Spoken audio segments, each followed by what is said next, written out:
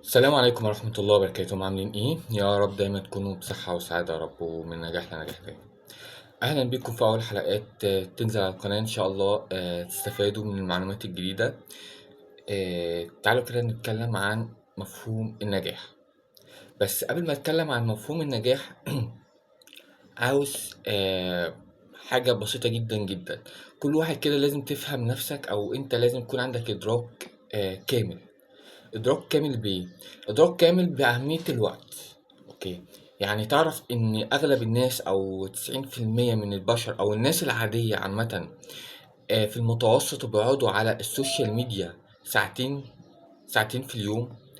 طبعا ده ناس عادية. في ناس تقعد مثلا 3 4 ساعات، في ناس بتقعد 5 ساعات. فهنا في مشكلة في إدارة الوقت. تمام. في مشكلة في إنك عايش حياة مش عارف أنت عايش ليه. تعرف انك الساعتين دول انت فعلا ممكن تعمل حاجات كتيرة جدا.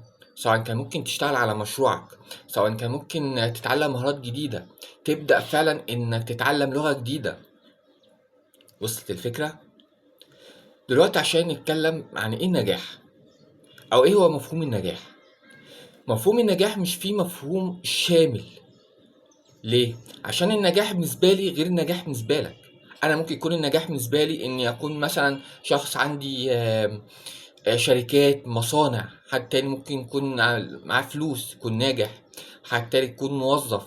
حد تاني ممكن يكون النجاح بالنسبة لي أنا أكون مبسوط. ده أقصى حاجة خاصة بالنجاح بالنسبة لي. فهمنا الفكرة؟ بس مفهوم النجاح عامة هو مش كلمة كده وخلاص. لأ، لازم تسأل نفسك سؤال: أنت فعلا بتحب النجاح ولا بتحب مفهوم النجاح؟ طب إيه الفرق يا أحمد؟ الفرق بكل بساطة شديدة جدا إن مفهوم النجاح، شخص هو حابب الفكرة، حابب فكرة النجاح. أنا نفسي أنجح، بس عمل إيه عشان ينجح؟ ما عملش حاجة، مفيش.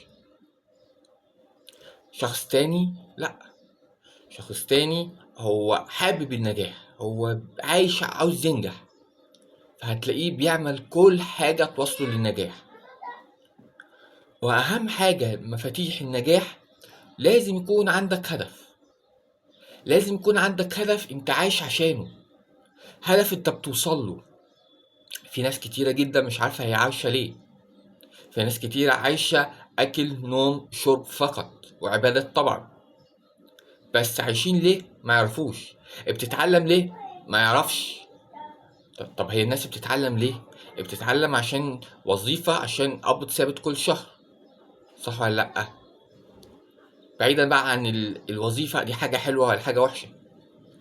ففي ناس كتيرة مش عارفة هي عاوزة توصل لإيه. اتخيل نفسك كده إنك راكب عربية ومش عارف الوجهة اللي أنت رايحها. تمام، أنت ممكن تلف حوالين نفسك بال3 4 ساعات، أنت مش عارف أنت عاوز إيه. نفس الفكرة، نفس الفكرة، إنك يكون عندك هدف توصل له. بس الهدف ده لازم يكون محطوط تحت بند قاعدة مهمة جدا، قاعدة سمارت. طب إيه يا أحمد قاعدة سمارت دي؟ قاعدة سمارت هنا يعني أهم حاجات عشان توصل لهدفك إيه هما؟ لازم الهدف بتاعك يكون محدود بوقت. لازم الهدف يكون واضح، اتفقنا؟ قابل للقياس، يمكن تحقيقه. فهمنا؟ مرتبط بيك. دول 5 قواعد. انت لو كتبت بس على النت كده قاعدة سمارت هتجيب لك كتير جدا جدا. اتفقنا؟ دي حاجة. الحاجة التانية والحاجة الرئيسية: اوعى تفشل. يعني ايه اوعى تفشل يا احمد؟ اوعى تفشل يعني مفيش حاجة اسمها فشل. مفيش حاجة اسمها فشل حرفيا. لا، في واحد هو قرر انه يستسلم، فالاستسلام ده ادى الى فشل، لا اكتر ولا اقل. طب ابسط مثال على ده، ابسط مثال على ده مين يا ولاه؟ هو اديسون، مخترع الكهرباء.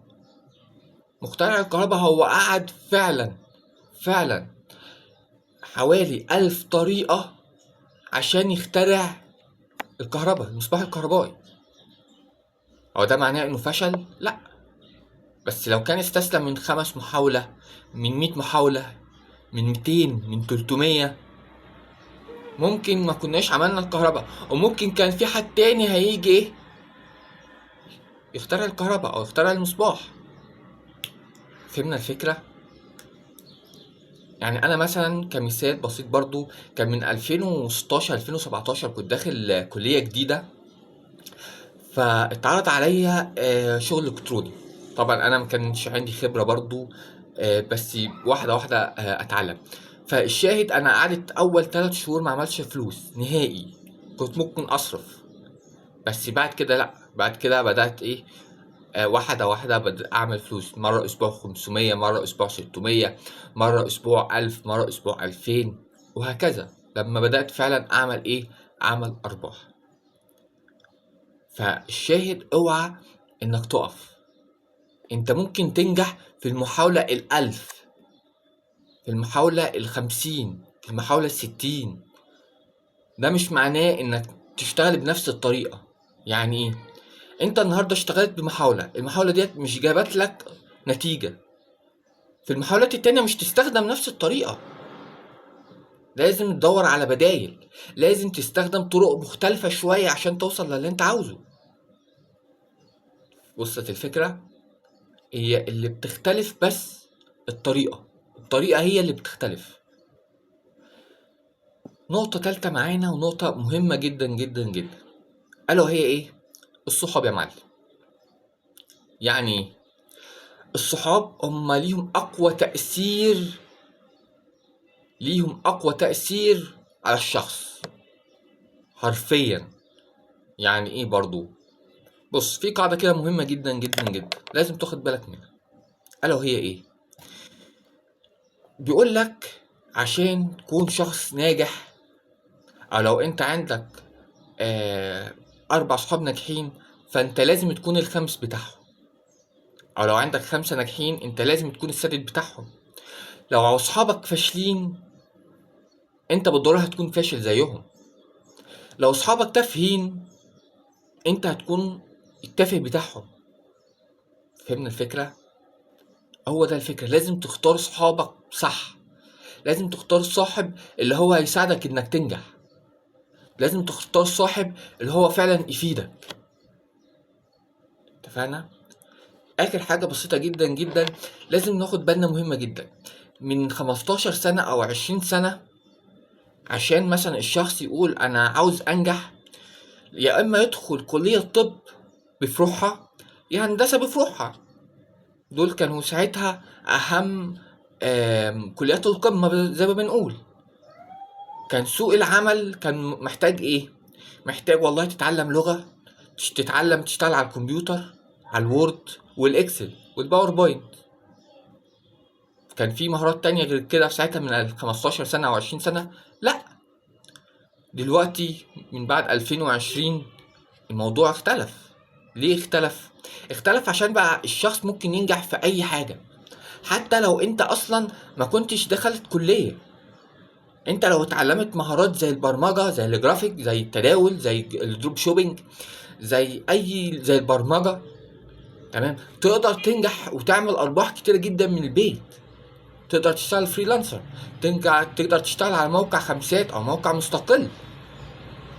فالموضوع آه ما كانش بالصعوبة زي من 15 ولا 20 سنة. فالموضوع ما عادش زي الاول. غير كده ان النجاح دلوقتي سهل، تقدر تنجح. ليه تقدر تنجح؟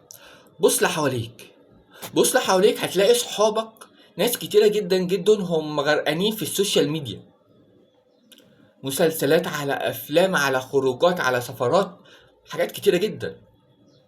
قول لي كام واحد من صحابك هم بيطور من نفسه، بياخد كورسات، خد كورس جرافيك ديزاين، جرافيك، مونتاج، دروب شوبينج. الكورسات دي كام واحد من صحابك بيشتغل على نفسه، بيقرا كتب، بيصحى من الساعة 6 الصبح؟ تمام. فانت فهمت ليه ان النجاح دلوقتي بقى اسهل؟ تمام. عشان كده بس الفيديو ما يكونش طويل عليكم، اتمنى تكونوا استفدتوا. مستني لايك، اشتراك، شير. اي حد عنده اي سؤال يسأل في التعليقات، وقولوا لي لو حابين الفيديو الجاي يكون عن ايه. السلام عليكم ورحمة الله وبركاته.